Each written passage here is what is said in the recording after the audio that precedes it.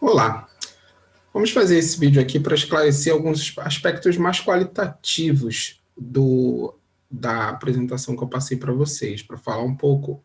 O principal foco desse vídeo é tratar qualitativamente da diferença entre temperatura e calor. Que nesse aspecto ocorrem muitas confusões dos estudantes que estão estudando termometria entre essas duas grandezas, entre esses dois conceitos. São conceitos diferentes, que estão próximos, mas é muito importante que vocês consigam identificar as diferenças entre eles e como que eles se conectam.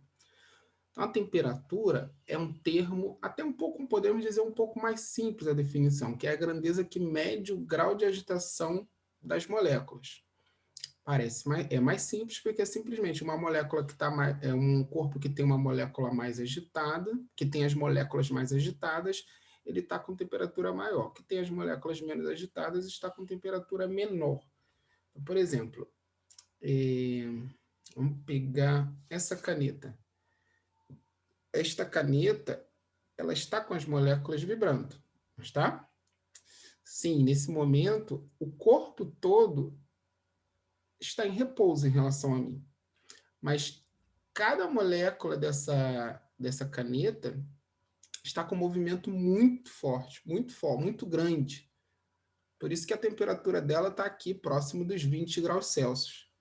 Para as moléculas delas ficarem completamente paradas, eu teria que baixar a temperatura dessa caneta para menos 273 graus Celsius. Então, se para menos 273 graus Celsius seriam as moléculas dessa caneta totalmente paradas. Como a gente está a 20 graus Celsius, as moléculas estão muito agitadas, um movimento muito grande. Lógico que se eu aumentar isso, as moléculas vão ficando mais e mais agitadas, mais e mais agitadas.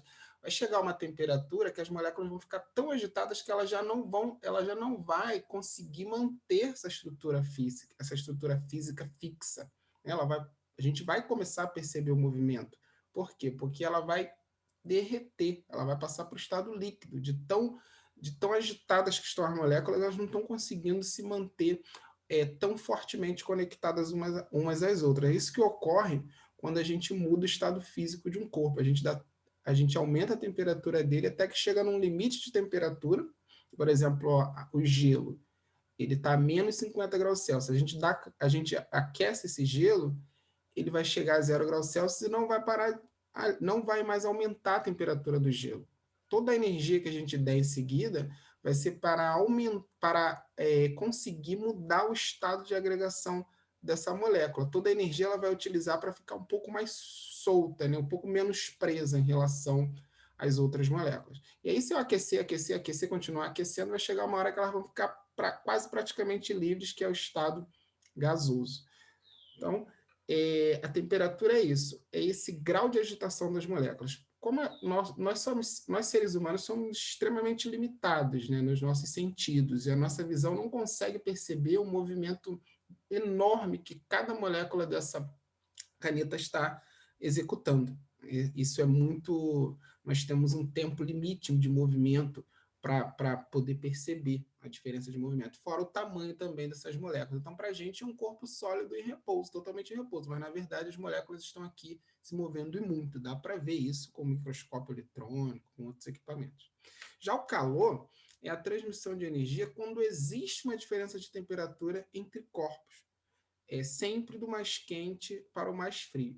Vamos ver um pouco mais de detalhes sobre isso. Voltando aqui para a temperatura. Então, a temperatura, se eu tenho ali do lado esquerdo, eu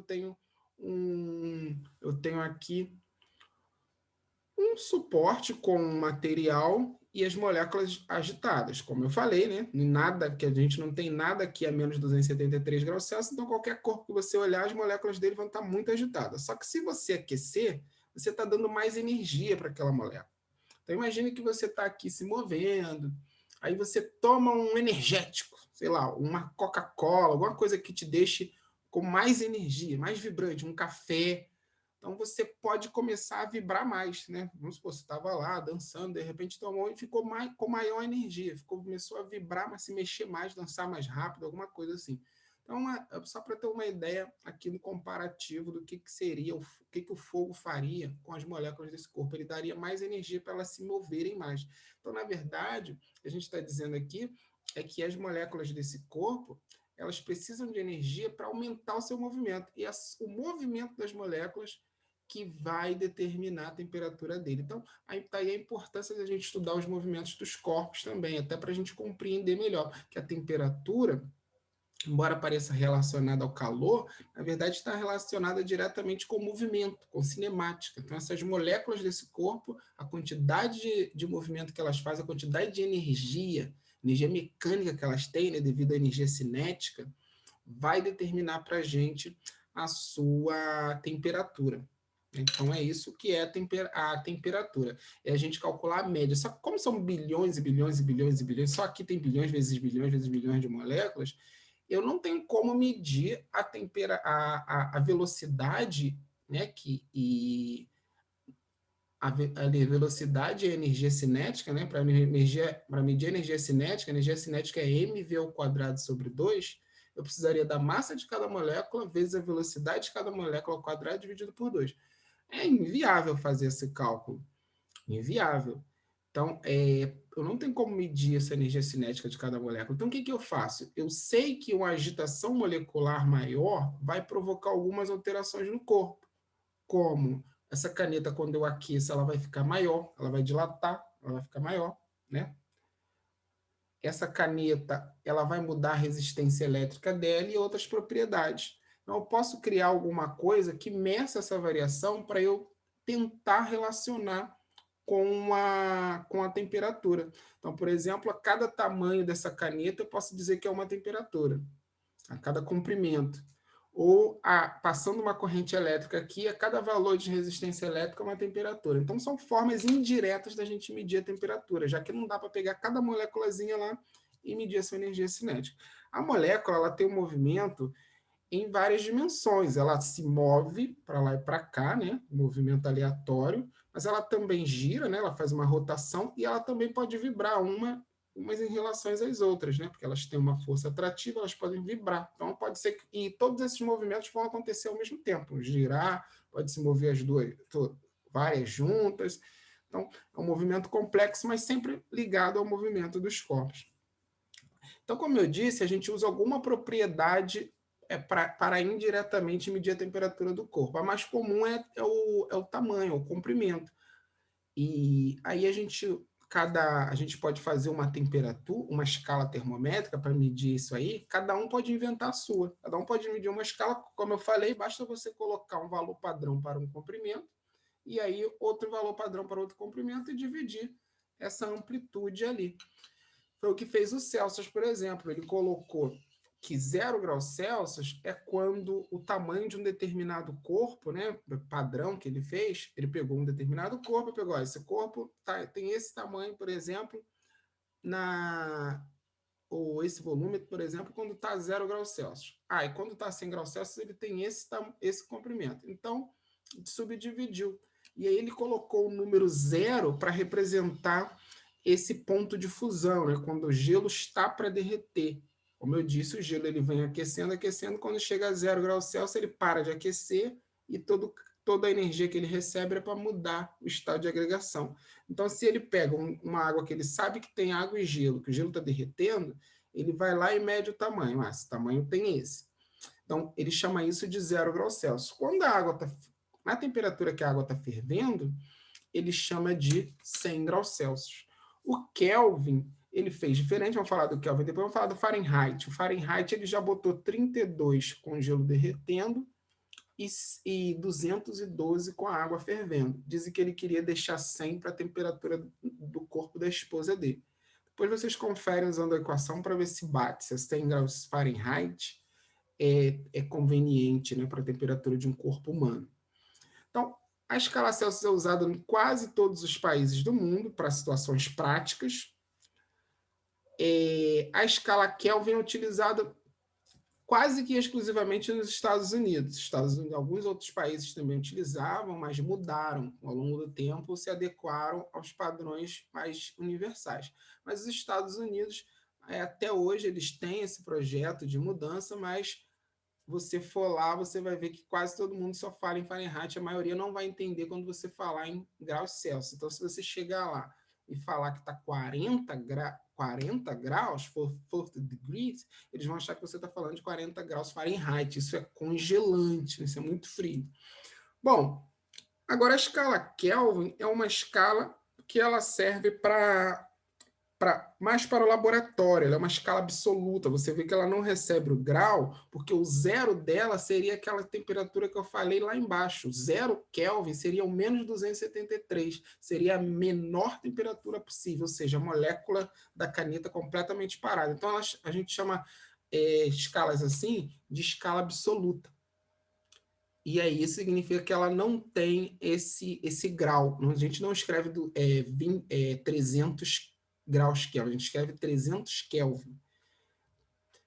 Então, a equação que a gente tem, fazendo uma comparação entre essas três escalas, a gente pode encontrar uma equação. A gente pode encontrar algumas equações, né? Por exemplo, se eu for de... Só que eu nunca vou utilizar essa relação desse jeito, tá? Só pode ter um sinal de igual numa equação. Então, só vou utilizar duplas aqui, dois membros. Então, por exemplo, se eu quero fazer uma experiência no laboratório, eu usei meu termômetro e achei 70 graus Celsius. Eu coloco 70 aqui no lugar do C, divido por 5, aí eu vou encontrar aqui o grau Kelvin, né? Que eu vou jogar esse 5 para lá multiplicando, o menos 273 vai para lá somando, eu encontro a temperatura em Kelvin equivalente. E esqueço esse lado aqui do F.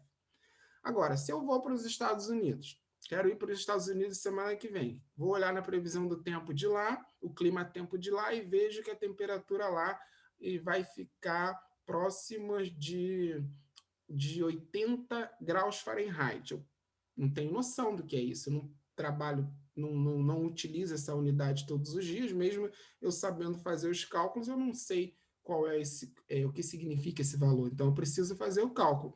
Aí eu vou lá, esqueço essa parte do meio aqui do Kelvin e coloco 80 graus Fahrenheit aqui, 80 graus no lugar do F, aí diminuo por 32, divido por 9, aí pego esse 5 que está aqui debaixo do C, jogo para lá multiplicando e vou achar a correspondente temperatura em graus Celsius. Então, eu sempre vou utilizar só duas partes. Então, assim, eu calculo a temperatura, utilizando as escalas. E agora, mais uma vez, concluindo essa parte da temperatura, que eu estou falando um pouco mais da temperatura, para depois ficar clara a diferença entre temperatura e calor. São coisas bem distintas, embora estejam relacionadas, vocês vão ver. Então, menor temperatura, as moléculas menos agitadas. Maior temperatura, moléculas mais agitadas, sempre com movimento aleatório. As moléculas não têm um lugar certo para ir. É o próprio choque entre as paredes do corpo, entre as próprias moléculas, vai fazendo ela para lá e para cá, para lá e para cá. Imagine uma mesa de sinuca com um monte de bolas se batendo o tempo todo. Então é mais ou menos isso.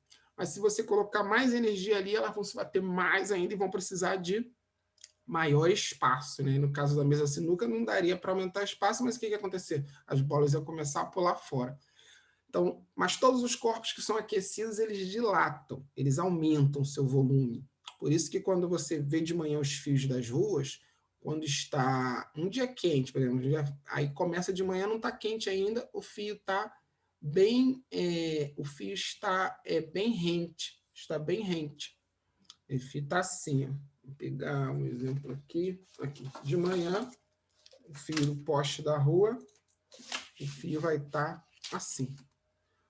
Quando aquece, né, chega de tarde, está muito quente, aí esse fio começa a aquecer, começa a dilatar, ou seja, as moléculas precisam de mais espaço e vão dilatar. Vai dilatar, esse fio vai ficar com comprimento maior. Só que o poste não vai chegar para os lados para poder manter ele esticado. E aí o que vai acontecer? Ele vai ficar com uma barriga assim, próximo do meio-dia. Enquanto estiver muito quente, ele fica assim. Depois, quando começar a esfriar, ele volta a diminuir, ele volta a comprimir. Então, esse é um dos efeitos. Os trilhos do trem, se você for nos trilhos do trem, geralmente eles têm um espaço entre eles, que é justamente para que quando dilatar, que eles sabem que o metal aqui dos que mais dilata, eles sabem que quando dilatar vai precisar de espaço. Então, para não ter um sobretrilho ali, um trilho bater no outro, entortar e provocar um descarrilhamento, existe aquele espaço para o trilho dilatar quando aquece. Mesma coisa as pontes. As pontes, quando você passa por uma ponte Rio-Niterói ou qualquer ponte, você ouve um barulho assim, blu, blu, blu. São justamente as partes que têm um determinado afastamento entre as placas da ponte, para que não ocorra a mesma coisa. Se fosse assim, inteiriça, quando tivesse o aquecimento, ela poderia romper. Então, o engenheiro tem que estar muito preocupado com as questões da física e da matemática. Aí a gente está falando aqui dos princípios da troca de calor, né? Então, quando ocorre, vamos passar uma aqui, quando ocorre isso, um corpo está ali numa possibilidade de interagir com o outro, mas um está mais quente, outro está mais frio, vai ocorrer o seguinte: esse corpo com uma temperatura maior, o da direita ali, ele vai, nesse caso desse desenho, ele vai perceber que o outro está com uma temperatura média menor, e aí o que ele vai fazer? Independentemente do tamanho dos dois, se ele está com uma temperatura maior, quem está com uma temperatura maior vai redistribuir, vai passar energia para todo mundo que ele puder que esteja com energia menor, em média. Então, você vê que a natureza é socialista, né? Porque não se preocupa com o tamanho do outro, mas se preocupa com a média. A média é que a temperatura daquele corpo ali, embora sejam muitas moléculas, você vê que toda a energia está distribuída entre todas as moléculas, e quando faz essa distribuição, a média está baixa. Então, esse corpo aqui que está com uma média maior, também toda a energia distribuída bem entre as moléculas, ele pega um pouco da sua energia, pô, galera, vamos mandar um pouco para aquele lá. Aí manda para o outro e lá eles redistribuem tudo. Por que eu falo socialista? Porque se compara com uma cidade como Rio de Janeiro. Você tem um bairro muito pobre, um bairro muito rico. Primeiro, dentro do bairro já há uma desigualdade. Aqui você vai ter gente com muito dinheiro, né, muito rica, e gente com pouco dinheiro.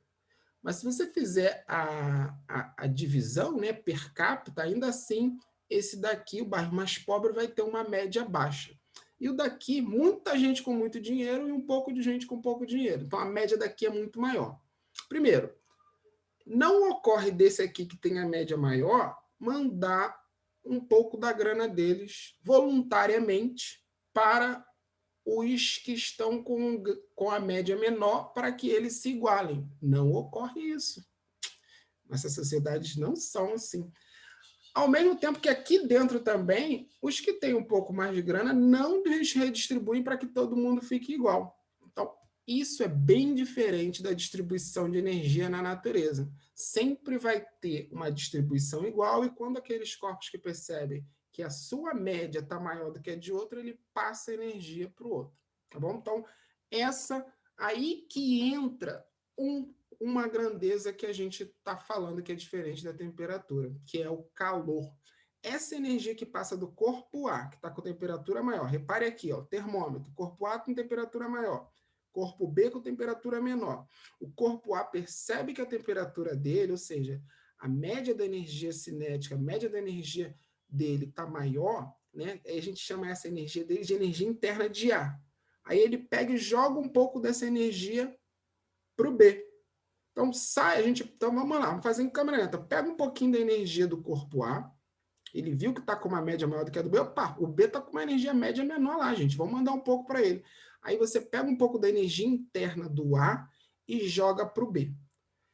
Quando essa energia chega no B, ela vai se chamar energia interna do B. E quando ela estava no A, ela se chamava energia interna do A. Como que a gente vai chamar no meio do caminho? Eu não posso dizer que é energia externa do A, nem que é energia externa do B. É energia externa dos dois, mas se tivesse outros corpos, como que eu ia falar energia interna do A, B, C, D? Não dá. E aí por isso que tem um nome especial. Essa energia interna que sai do A e no caminho vai para o B, no caminho a gente chama ela de, exatamente, calor. Então, calor é essa energia que flui de um corpo mais quente para um outro corpo com temperatura menor, até que eles cheguem ao equilíbrio térmico. Então, eles buscam se equilibrar em temperatura. Então, é muito importante essa diferença. Vamos lá. Aqui no A, o A tem uma energia interna dele, que é a soma de todas as energias cinéticas. Se tirar a média, essa média, né, dividido para a quantidade de moléculas que tem, vai me dar a temperatura. Quando essa média está maior do que a do B, a média de energia do B, ele pega um pouco da sua energia, né? Aí se pega um pouco da sua energia, ele vai abaixar a sua média. Né? Vamos supor, ele tem 1 bilhão de energia cinética em joule. E aí dividido, sei lá, por... Vamos falar aqui, vamos fingir que seja dividido por 2 bilhões de partículas. Então, eu vou fazer a média. Então, quando eu tiro um pouco, quando eu tiro 200 milhões de energia, 200 milhões de joules dessa energia interna do ar, eu vou estar abaixando não só a energia total dele, mas a média também, né? Porque eu tenho menos energia para dividir para cada partícula, para cada molécula. Então, eu vou estar diminuindo a média. E quando ele joga isso no caminho para ir para o B, no meio do caminho a gente chama essa energia de calor. Então, calor é uma energia, enquanto a temperatura é uma média da energia por partícula ou por molécula, né? Por isso que a gente chamou de grau de agitação molecular, porque é a média da energia daquele corpo. O calor é a energia que está passando de um corpo para o outro quando há diferença de energia. São conceitos muito diferentes. Um é média e outro é realmente uma energia. Então, a temperatura nem é energia, a temperatura é só a média daquele valor energético. Agora, o calor é realmente uma energia, é um pedaço, um pouco da energia interna do A que eu estou jogando para o B. Então, o A está cedendo energia, ou seja, cedendo calor, e o B está recebendo calor. Então, existe uma troca de calor, existe um fluxo de calor. Aqui tem uma figura melhor e aqui tem mais uma vez uma figura semelhante a outra. O que acontece entre o termômetro... Assim, o que acontece entre o termômetro e a pessoa para alterar o nível de mercúrio? Então, um termômetro líquido, né, aquele termômetro mais antiguinho, ele tem aqui, ó, semelhante a essa caneta, ele tem um tubozinho com mercúrio, e aí nesse tubo com mercúrio é medida justamente a dilatação dele. Já foi feito isso na fábrica e percebeu que quando é 0 graus Celsius, ele fica aqui, desse comprimento. Aí aquece, ó, vai para 30, 40, 50, ele vai aumentando, então ele vai subindo aqui, porque é um tubinho bem fininho. Por isso que quando você utiliza ele, ele para aqui nos 39 graus Celsius. Se você quiser utilizar de novo com outra pessoa, é legal você fazer assim, ó, para fazer com que o mercúrio desça. Nem sempre vai ser necessário isso, mas às vezes é legal para você botar o mercúrio para descer, porque o que ocorre ali? Você coloca aquilo debaixo do braço,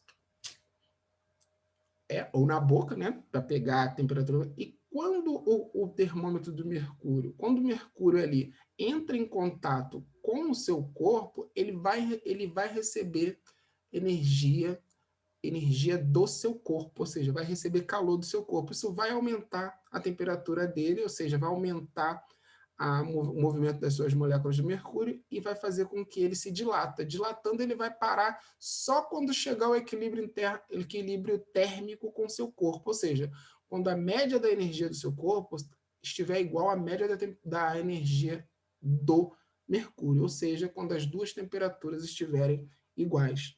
E aí, quando houver esse equilíbrio, o termômetro vai parar de subir. Aí você pega, então o mercúrio está com 39 graus Celsius. Legal. Não, legal não. Significa que ele entrou em equilíbrio térmico com o meu corpo, eu também estou com 39 graus Celsius. Remédio, remédio. Pois é.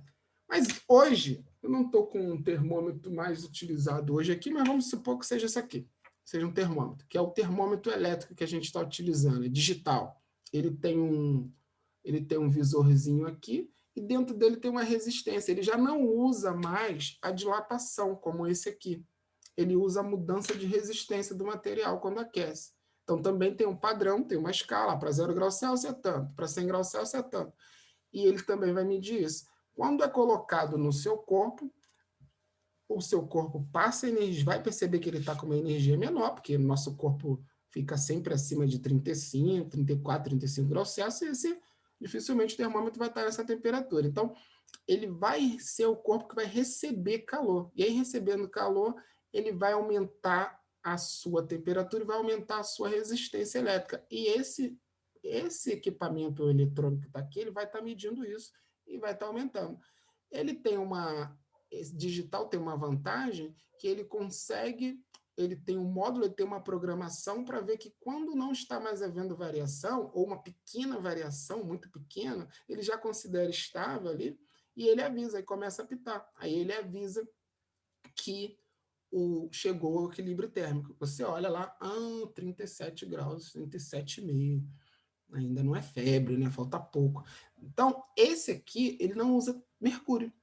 Por isso que não tem o menor sentido, a menor decência você pegar um termômetro digital e ficar sacudindo. Tá? Não tem a menor decência, porque não tem mercúrio para baixar. Ele simplesmente, quando você tirar do seu braço, a temperatura dele vai cair e a resistência vai mudar também. Então não tem necessidade de sacudir, você vai quebrar essa porcaria.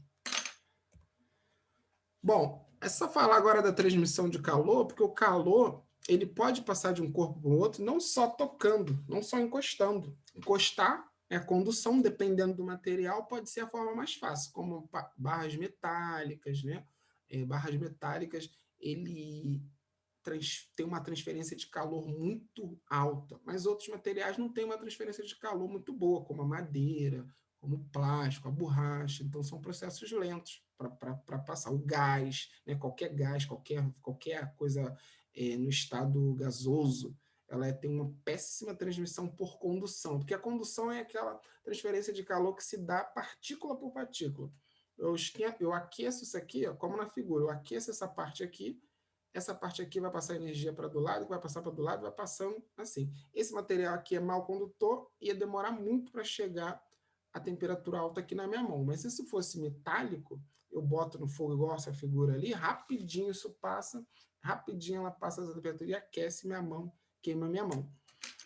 Agora, quando eu tenho um material que não é bom condutor, ou seja, que não passa bem energia molécula por molécula, existem outras duas possíveis formas, que é a convecção, por acaso é que fazem os gases, que é graças a esse que é o fenômeno dos ventos que nós temos, né? Que quando você aquece um gás, ele fica. E o que acontece com ele? Ou um líquido também, ele fica menos denso e sobe. Aquele que está mais denso desce para ocupar o lugar dele. Aí ele passa a ser aquecido. Ficou menos denso, ele sobe, então vão trocando de posição. Convecção é essa troca de posição. É isso que é o vento. O vento nada mais é do que isso que a gente sofre. Existe uma região com menor pressão ou com maior pressão que vai mudando. E essa pressão está relacionada à temperatura do gás. Tá? Um líquido é a mesma coisa. Botou uma panela para aquecer no fogo. O líquido não é bom condutor, mas aquele líquido de baixo que está recebendo o calor direto do fundo da panela ali no fogo, ele vai aquecer primeiro, vai ficar menos denso e vai subir. O outro vem, que está mais frio, passa a ocupar aquele espaço ali, daqui a pouco ele vai ficar mais quente, então eles vão trocando de posição. Isso é convecção. Bom? E por último, né, não menos importante, aliás, talvez a mais importante, né, é a radiação. Por que é o mais importante? Porque é graças à radiação que nós existimos. É um dos motivos que a gente existe, né? Porque é graças à radiação que a gente recebe a energia da nossa fonte primária, que é o Sol. Entre o Sol e a Terra, vamos supor que esse é o Sol, essa é a Terra. Entre o Sol e a Terra, não existe uma barra metálica, não existe um meio que possa fazer a condução de energia. O Sol está muito quente, mas está tão distante que por condução não tem como andar. Também não existe um líquido nem um gás que ele possa aquecer aqui próximo da Terra, né, próximo do Sol. Deixa eu botar esse Sol para ligar, né? Vou botar esse Sol funcionando.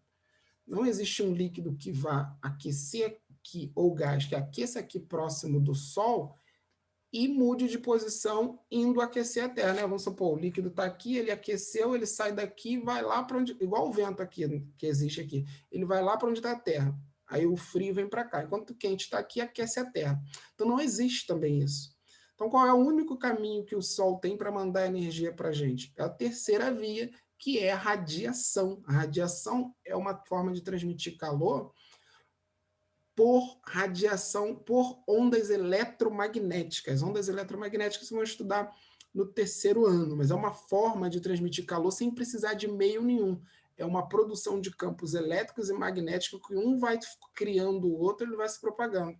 Então, vamos supor, aqui tem elétrons que se movimentam, criam um campo elétrico, aí criam um campo magnético, criam um elétrico. Aí isso vai chegar até aqui e isso vai fazer com que as moléculas aqui na Terra se movimentem, ou seja, gera energia. Isso é bacana, né? Isso é bacana. E, além do mais, também é fundamental. Porque imagine se tivesse, do jeito que o Sol é quente, imagine se tivesse algum condutor ligando o Sol e a Terra, a gente estaria derretido também. Ou se tivesse uma convecção, a temperatura aqui não seria nada agradável também. Tá? Então, o Sol, a gente só recebe a energia do Sol via radiação. Aqui tem um outro exemplo das três. Ó, se você liga uma fogueira, se você pegar uma barra metálica e botar na fogueira, você vai sentir rapidamente a condução do calor, que vai passar da ponta da barra até chegar à sua mão. Agora, se você colocar a mão em cima, assim, você vai perceber que o ar que está próximo do fogo, ele aquece e sobe, ele vai esquentar bem a sua mão também. E se você mantiver só uma distância, você não vai estar sentindo aquele ar que sobe, quente, bem quente, mas você vai sentir que a mão também vai aquecer. Por quê? Por conta da radiação. Então, as três formas sendo realizadas aí. Acontece o tempo todo as três formas, tá? Em todos os corpos, mas tem corpos que vão ter uma transferência maior de condução, outros vão ter maior de convecção, outros vai ter maior de radiação, tá bom? Aqui mais um exemplo da panela. Na panela a gente também consegue ver as três formas. Eu ligo o fogo ali, o líquido que é mau condutor, ele não vai conseguir passar por condução, vai passar muito pouco por condução de uma camada para o outro do líquido, então ele começa a se mover. O mais denso sobe, o menos denso sobe, o mais denso desce, aí eles vão trocando ali por convecção, calor. E a condução está na barra ali da panela, eu coloco a mão ali, como é metálico, vai passar a condução rapidamente. Ao mesmo tempo que você colocar a mão próxima assim, você vai sentir calor, mesmo sem tocar, você vai sentir por conta do quê? Da radiação. Então, temperatura e calor, só para a gente lembrar rapidamente de algumas diferenças. A temperatura é o grau de agitação das moléculas, ou seja, a média da energia cinética das moléculas, o quanto que elas estão se movimentando. E o calor é uma energia que é transferida de um corpo mais quente para um corpo mais frio. A temperatura a gente mede utilizando o termômetro e as escalas que a gente mais utiliza são Celsius, Kelvin e Fahrenheit. Já no o calor, a gente mede com calorímetro e a unidade é o joule. Mas a gente também usa muito a caloria. Uma caloria equivale a 4,2 joules aproximadamente. A caloria é muito utilizada, principalmente em alimentação, né? Quando a gente vai fazer exercícios também, utiliza mais a caloria. Mas o joule é a unidade padrão. Então, com base no que vimos hoje, qual seria a melhor definição para a temperatura? É a medida do isso, grau de agitação molecular. Ou você pode falar várias outras coisas, né? A medida da média da energia cinética das moléculas, a medida da média da energia, por aí vai. E o calor? O calor é aquela energia que é passada de um corpo mais quente para um corpo mais frio, né? Ou seja, uma energia que ocorre em trânsito entre dois corpos com diferença de temperatura. Aí, para finalizar aqui, assim, vamos ver essa figura aí, porque é muito comum a gente ver as pessoas falando isso quando está muito quente aqui no Rio de Janeiro. E qual é a crítica que vocês podem fazer dessa figura? O que está errado aí? O que está errado? Tá exatamente esse tá. Porque tá muito calor. Tá muito calor.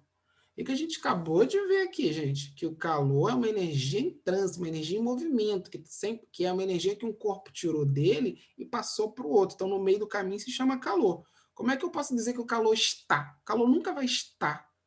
Eu nunca vou ter calor. Nunca tem calor. Nunca está calor. Calor sempre se movendo. Então, você tem que se expressar corretamente, até para que isso não te confunda. Tem gente que fala, mas é só um modo de dizer. Esse modo de dizer pode comprometer o seu entendimento e, por exemplo, te prejudicar na hora de se expressar sobre isso ou até nas avaliações, como o Enem. Então, fique atento, se corrija. Dizer que está calor é ruim para a sua compreensão e você perde essa conexão que é entender a diferença entre calor e temperatura. O calor nunca está. Você pode se expressar de outra forma. Vamos ver como esse aqui se expressa. Tão quente que o Djavan já não tem mais um bom lugar para ler um livro. Quem conhece MPB vai entender bem isso daí, né? Eu acho que todo mundo aqui adora uma MPB. Nossa música é maravilhosa e reconhecida no mundo inteiro, inclusive pela qualidade das letras. Então, você pode dizer que está quente. Isso você pode dizer, porque quente é sensação, é uma sensação. E lógico, vai estar quente para uns, pode não estar quente para outro, né? Mas agora o calor é uma energia, mais um motivo para você entender que não pode dizer que está calor, porque o calor ele é um valor.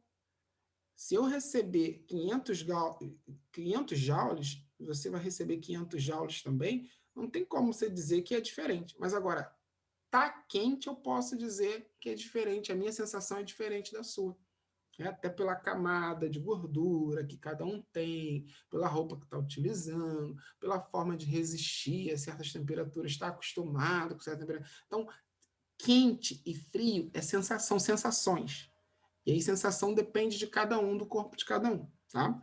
Então, você pode dizer que está quente, mas você também pode dizer, eu estou trocando calor com o meio ambiente, eu estou ganhando muito calor do meio ambiente, né? O meio ambiente está me cedendo muito calor, está elevando demais a minha temperatura. E no caso do frio, você pode dizer, estou perdendo muito calor para o meio ambiente, tá bom?